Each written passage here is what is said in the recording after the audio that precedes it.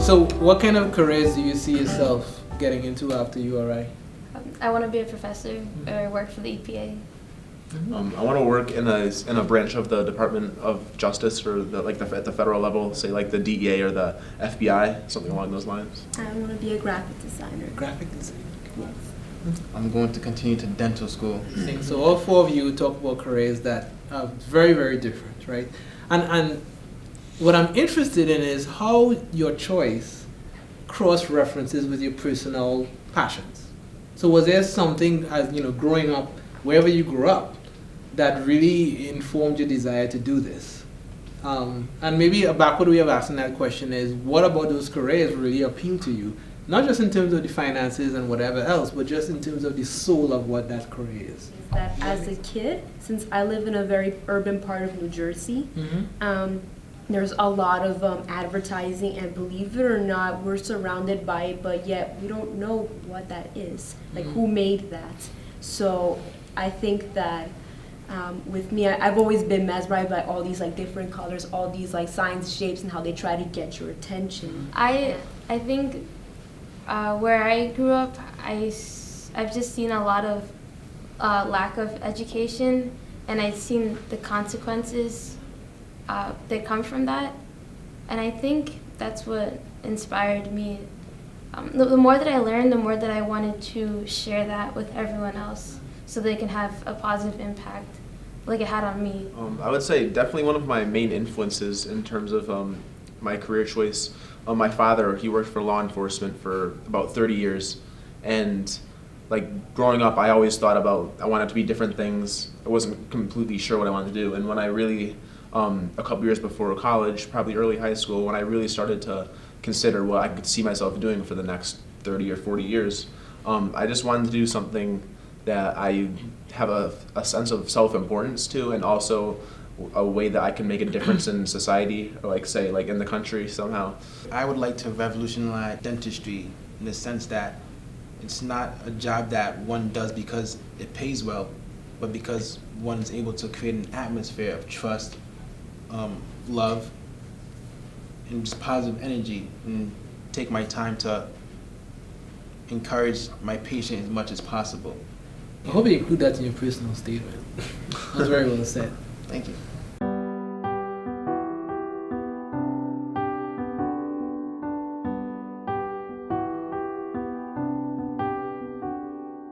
Why should we have a more diverse workforce in the STEM fields? Why is that important? Why do you do the work that you're doing?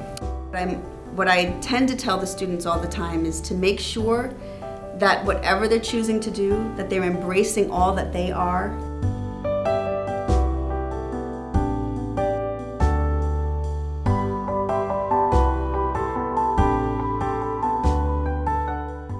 Today our guest is Catalina Martinez.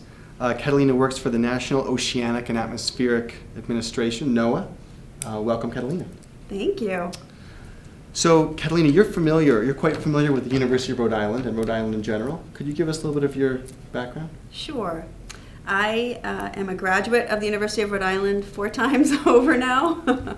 I was here as an undergraduate. I did a degree in zoology, and then I did a master's degree in oceanography and a master's degree in marine affairs. And I recently went back to school and did a 1-year MBA. Excellent. And you've lived in Rhode Island for a while?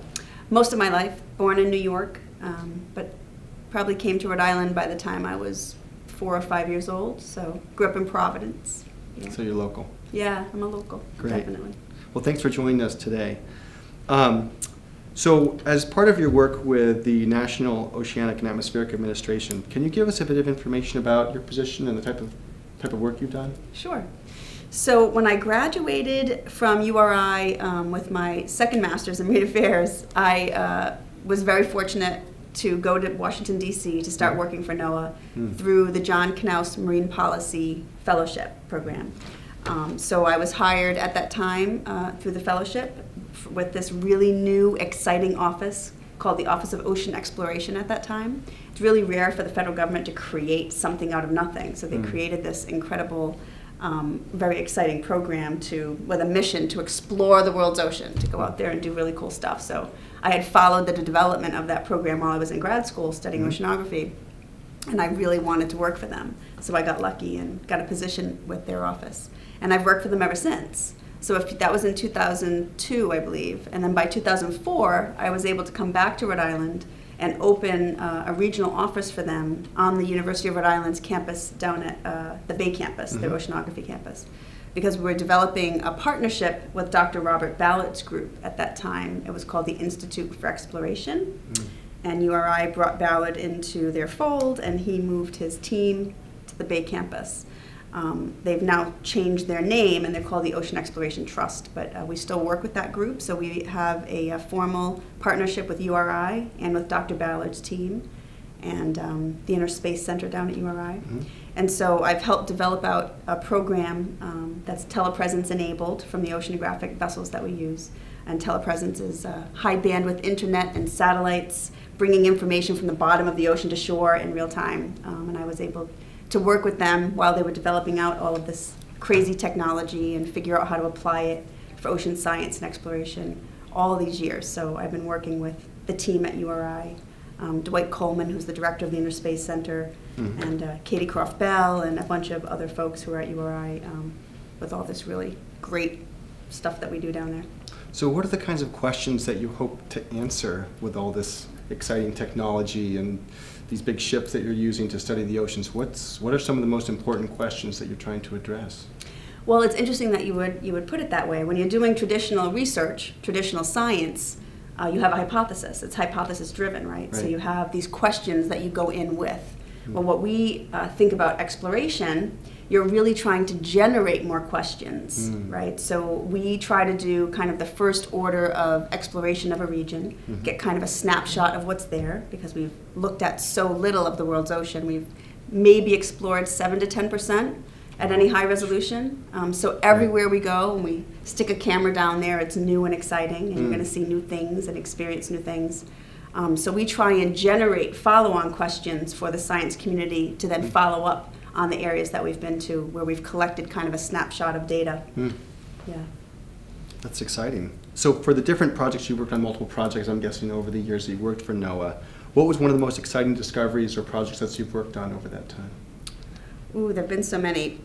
My favorite expedition that I participated in was in the Gulf of Alaska, and that was in 2004. And it was just this incredibly exciting expedition where we were exploring the base of seamounts, which are undersea mountains. And we had the Alvin submersible, which is an amazing small sub that 3 people fit in. And it's a famous submarine. And I had been sailing on the Atlantis, which is the ship that carries the Alvin. And so I had been sailing on that ship for a while, a month, 6 weeks at a time, and I had never gotten to go down in the Alvin myself until that year.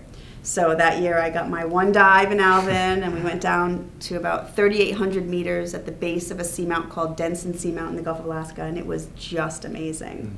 So it's, right now we use remotely operated vehicles and autonomous underwater vehicles a lot. So the human-occupied submersibles are not used by our program that much anymore, but the oceanographic community really needs them. They love them. There is nothing that can compare to actually being there. They can't stay down as long, so you have to kind of depends on your objectives, which tool you're going to use. So if you need to be able to keep the vehicles in the water for a long time, you're going to use a tethered vehicle or an autonomous underwater vehicle. Sure.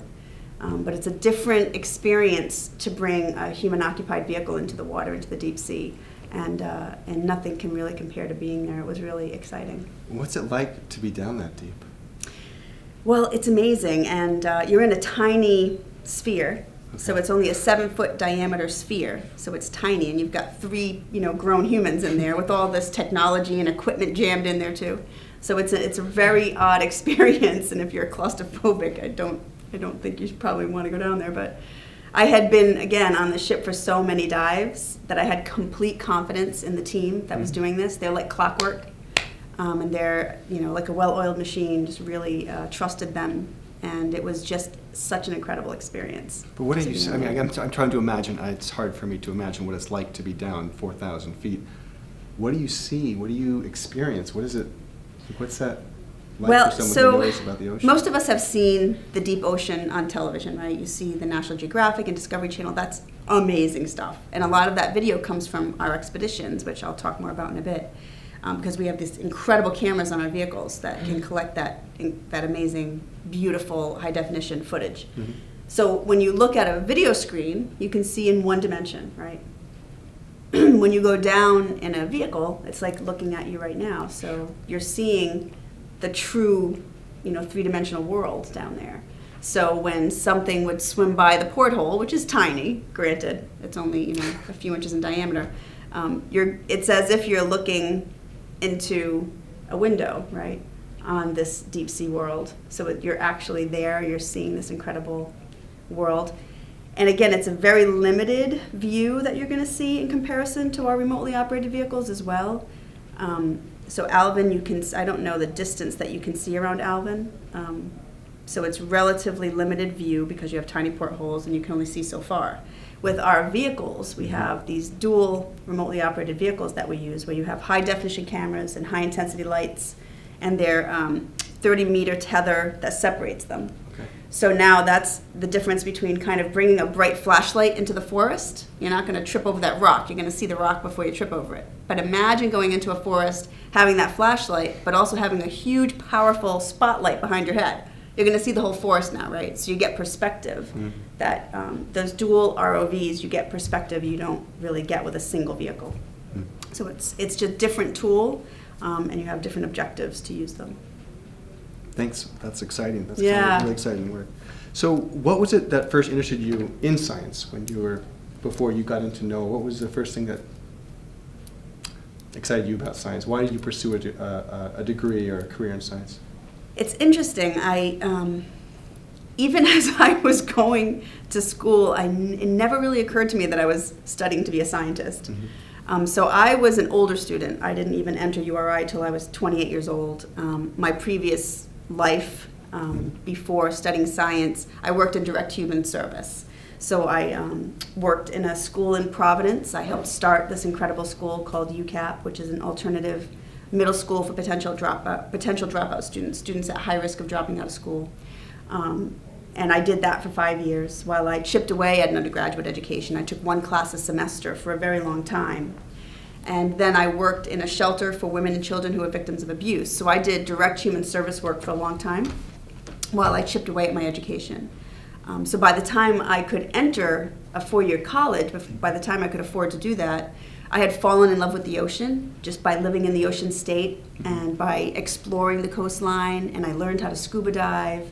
And as a child, even though I had no proper science instruction and I lived in a very cement world in Providence, I was fascinated with nature and with water bodies, even puddles. I wanted to know what lived in them, what the bottom looked like.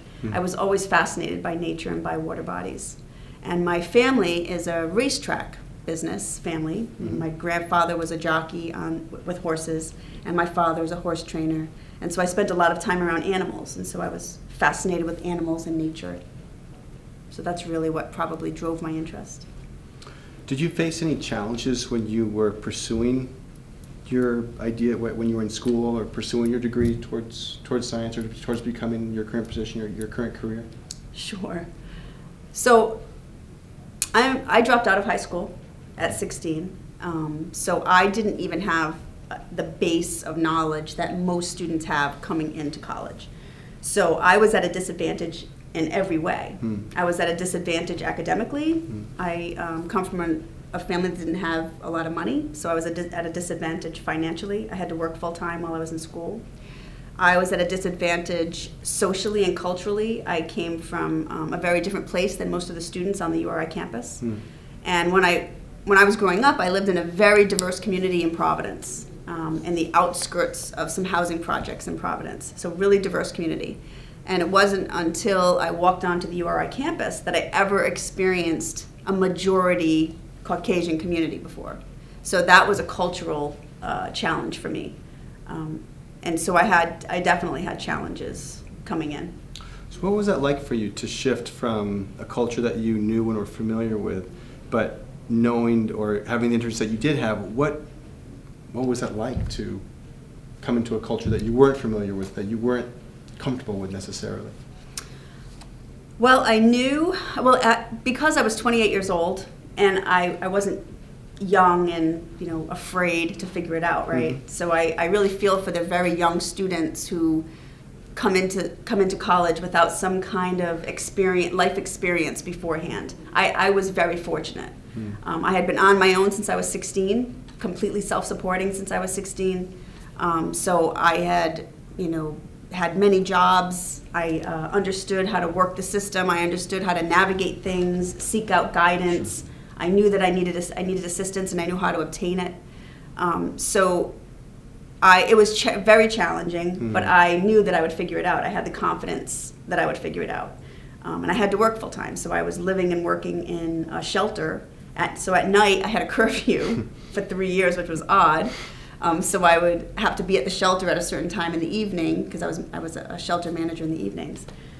So I was working full time, and during the day, I just took advantage of every minute that I could be on campus. I spent a lot of time in tutors' offices. And I knew that I'd figure it out. So I was very fortunate being older, having a lot of previous experience, that I could come into a situation like that and know that I'd figure it out. Are any of those challenges that you experienced when you were first coming into school and first pursuing your career, do any of those challenges still exist? Are they things that you still grapple with? Are they things that you still experience? Absolutely. I think one of the more eye-opening and maybe shocking experiences I had coming into a majority situation was I experienced racism and basically sexism pretty quickly. And I wasn't very prepared for that because although I may have had similar experiences in my own community, it didn't mean the same thing there. Right. All of a sudden, I felt that everything I did was under scrutiny. And I would have people directly say things to me like, you're not here on merit, you're only here because you're a minority, because you're a woman. I was on scholarships and fellowships, and because of that, I was perceived differently. Mm-hmm. And especially in graduate school, it didn't matter how hard I worked. It didn't matter if I won the award. I was always told that I wasn't there on merit. And that I still carry with me today. And it's very common. I host workshops on being a minority and majority environment, and I do that because of the experiences I had and because of the experiences that so many students have in those situations. And so I hear stories all the time from students. Even today, I've been hosting these workshops for 14 years, and the stories have not changed. So I still hear students tell me that these are the experiences that they have on campus. So even today, minority students are often, if they're in a majority situation, like they're studying STEM, science, technology, engineering, or math, they still experience a lot of those same things where you're constantly hitting your head against the wall. You work so hard, and you know that you have to be the one to win that award. You have to get the highest grade on the test. You have to be the most articulate in your class. You have to write the best paper. Because even though you do those things, you're still perceived as less than. So it happens a lot. It doesn't happen to everyone, and it doesn't happen it didn't happen to me every single day, but it happened enough that I still carry that with me. Right. So there's a national push in the United States today to increase the diversity of people working in the STEM fields, in science, technology, engineering, and mathematics. Why is that diversity an important thing? Why should we have a more diverse workforce in the STEM fields? Why is that important? Why do you do the work that you're doing? That's such a good question. So I do a lot of things in my job. I do a lot of really exciting, amazing stuff with the ocean and with expeditions. But I think one of the most important things I do is mentor that next generation. Right. And host these workshops to give students, minority students especially, a safe place to have conversations and to try and build the resiliency skills, the tools to be successful in those environments despite the obstacles that they'll face. Because we have this beautiful shifting demographic in this country, right? So if our workforce in the STEM field isn't reflective of that shift in the demographic, then you can't be competitive. You can't be innovative. You may be able to recruit some of those people into your field, but you're not going to be able to retain them. it's hard to get a student to see themselves in that kind of a career if they can't see people who look like them doing it, right? It's hard for them to embrace it and believe that it can belong to them if they don't see people like them doing it. So that is really critical to get. So I'm out there as much as I can be doing outreach and education to demonstrate that somebody like them can do a job like this, right? But you also, without diversity, studies have shown, and I read them all the time because this is part of what I do for my workshops, studies demonstrate that you, in a homogenous culture, regardless of the business, you tend to have a lot more errors. You tend to have people get too comfortable. They don't challenge each other enough. So there's not a lot of innovation. There's not a lot of creative thought, maybe. You can get a lot more innovation and creative thought the more diverse your groups are. Right. And there's another side to that, that the diversity in your group might be harder to manage. So people tend to sometimes shy away during a hiring practice because once you bring diversity into your team, now you may have more conflicts, you may have more emotional discussions, topics may sometimes seem taboo, depending on the makeup of your team. I hear that a lot. But you're going to increase creative thought and innovation, and certainly be able to have more success at retaining a diverse group if you can reflect the society at large in this country at least a bit more. That's fascinating. To me, it's one of the most important topics today, to really grapple with the question of a diverse workforce, and especially in the STEM fields. So then, you have been working now in the STEM field for a couple of decades. What are the skill sets that today's students need, who come from perhaps diverse backgrounds? What are the skill sets that they need to be able to go into a STEM field and succeed? I mean, what you just said is that there's a potential for more conflict, there's a potential for more misunderstandings, or cultural or otherwise. So what are the skill sets that students have to bring in to these fields? What are the skill sets that you've had to develop that you think would benefit students today? Yeah, it's fascinating. So, I've studied for a long time. I have a lot of degrees. I've been in school for a long time. I still go to school. But often in my current job, especially when I used to go to sea, I used to sail 2 or 3 months a year, and I don't really do that anymore. But whether I'm managing a team at sea or on shore, often the skills that I'm pulling from are not really the skills that I may have studied in a classroom or learned through all these degrees I have. I'm putting on my shelter manager hat, or I'm wearing my UCAP hat, the school that I helped start and worked for. So it's a lot about interpersonal communication. It's a lot about embracing difference, especially embracing different perspectives. If you want a diverse team, then you have to learn to be able to mediate emotional outbursts. You have to learn how to really navigate conflict. So it's life skills such as those that will set you apart, because it makes you able to walk into any situation, really, and be able to navigate the challenges and help your group be successful. And I have to say, probably the most important thing I got out of that 1-year MBA, it was a whirlwind, but I was the oldest person in class by far, and I was one of very few women. And we had a cohort of about 25 of us, and they were almost all male and predominantly Caucasian males. So it was interesting, and they're all under 25, right? So it's this demographic, it's a very big part of the workforce. And I'm used to that because of the STEM careers, that again is a very large part of the demographic. And so the most interesting part for me was sort of having to interact and somewhat manage small teams that have really short deadlines, because everything was always a crisis when it's a 1-year MBA, and being able to navigate the personalities very quickly, try to figure out what the strengths are and how to keep people motivated, but also figure out where the gaps are and how we're going to fill them very quickly, and try and lead these people who don't want to be led, especially by me, they can call it leading from behind or leading from beneath or whatever. Just trying to figure out what will keep them motivated and keep them working and successful and productive. And so that was I had that experience repeatedly throughout that year, and it was definitely what I learned the most from and what was the most satisfying for me during that year. Thank you very much. Yeah. I've got a couple more questions that I want to, before we wrap up. So, from your perspective, the field of oceanography and the field of ocean sciences have changed over the last several years. Are there more or less opportunities for students today in the field of oceanography? And if so, what are some of those opportunities? What do they look like? How do students begin to pursue them? You know, it's interesting. I hear from friends and students that they have a hard time finding jobs if they're looking for things that are very traditional. We all know that university settings, those academic positions are in some areas dwindling, and that's about funding, and priorities.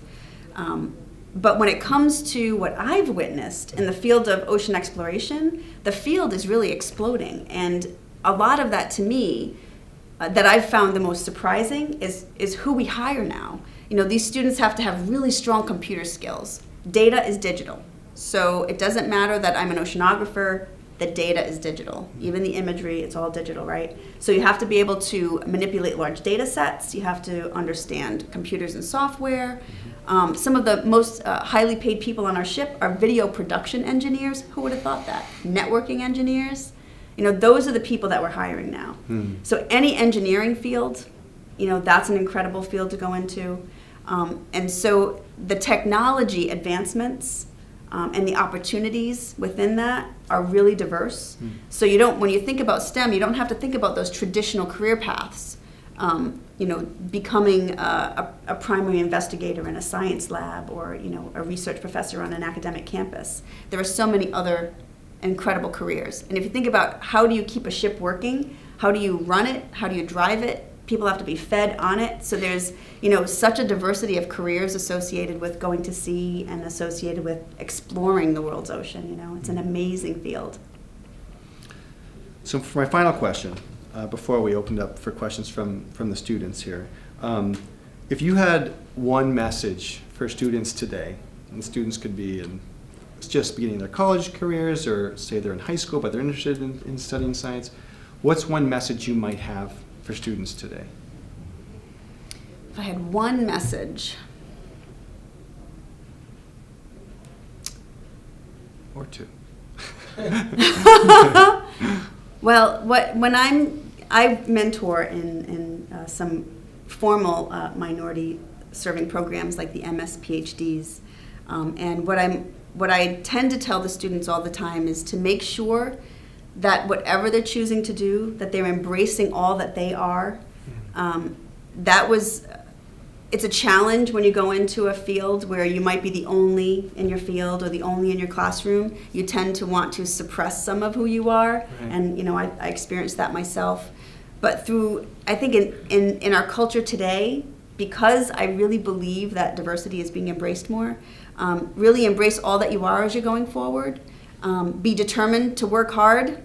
Know that you're going to have to work hard to get where you want to go, to reach your goals and your dreams, and really follow your passion. Don't be afraid to reach out to ask for help. That is something that you have to learn. It is not a weakness to reach out and ask for help. You have to seek guidance and surround yourself with the right people who are going to champion you. So don't be afraid to ask for help, and know that you need mentors and you need guidance. We all do at every stage of our lives. Build those relationships. So we're going to open it up for student questions. We talked about a lot of different stuff in there. Anything's on the table. Any questions you guys might have for her, now's the time to ask those questions. So, I'm graduating in May with a Bachelor's of Science in Marine Biology, and I'm really interested in working for NOAA, and I was wondering, what kind of qualifications do you usually look for in possible people that you're looking to hire? I don't know. What advice would you give to someone who wants to work in your field? So I would normally follow that up with questions of my own, because are you thinking about graduate school? Do you have an experience lined up for the summer? Have you had any research experiences while you've been an undergraduate? Did you work in anyone's lab? Those are the kind of things that would make you stand out, right?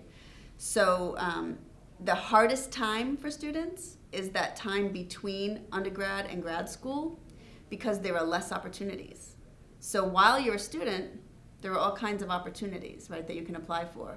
Once you graduate, there's kind of this gap in opportunity. So that's always a challenge for me to help people once they're through with undergrad. If they're not going directly to graduate school and they're looking to become employed, there are listservs that you can do research on, and I can show you some of those before you leave.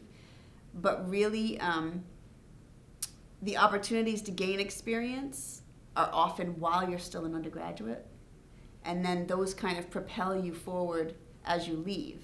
And they help you to stand out among the masses who will be applying for all of these jobs. So I'm also graduating in this coming May, and I have going to be pursuing marine biology and marine affairs. And I have a similar sort of experience, I think, where I've been pursuing education and kind of decided that I wanted to go down different tracks. And I was really liked your story with where you're saying that you were in human resources or human services, and then you went for oceanography and then all this other education. So how did you feel in your journey through pursuing different like tracks of knowledge that you gained and like where you're at today? Do you feel like all of those different degrees and like steps helped you become where you are today and what you're doing? Absolutely. An education is never wasted. And I changed my mind, or got interested in other things and pursued other things. I've had multiple careers, and because I have such a broad interest in the world, I always feel the need to keep studying. So for me, I'm a lifelong learner. Some people, feel like they're done with school. I kind of guess I'm never done with school. The place that I'm at now in my life, with all these degrees, is the place I needed to be. That's the journey I needed to be on, to feel. I always need to get the education of my choosing. I'm not going to let there be any barriers to that, regardless of what I choose to do next with it. So for me, I always try to open doors that might otherwise just remain closed and develop opportunities that might not exist for students, especially students who are underserved in underserved schools and communities, and students who are underrepresented in the STEM field. There's reasons for that. It's hard enough to, as you can see, give them enough exposure to break down those walls. But to bring them into a career path where they feel ownership of it, that they feel it can belong to them, it's hard to do that if they don't see people doing it who look like them, who come from their background, their communities, who understand their world. And the students need to feel relevance to it, right? So you have to create a connection for them. Why is the ocean important, right? Why is the environment important? Why does it matter that we have clean air and water? Why does it matter what you do with your trash? Like, you have to, these students need to feel a connection to that, and feel that they can make a contribution to it in some way. And that, to me, is really important. Thank you very much. Oh, you're That was welcome. great. Thank you. It was an Thanks a lot. honor to be here. Thanks you. Thank you. All this water is sinking into me, but I don't quite remember jumping into the sea.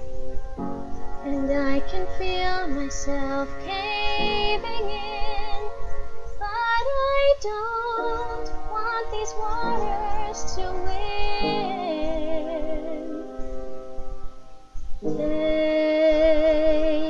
a breath and don't look back. The water may be deep, but I sure know how to swim. Just open up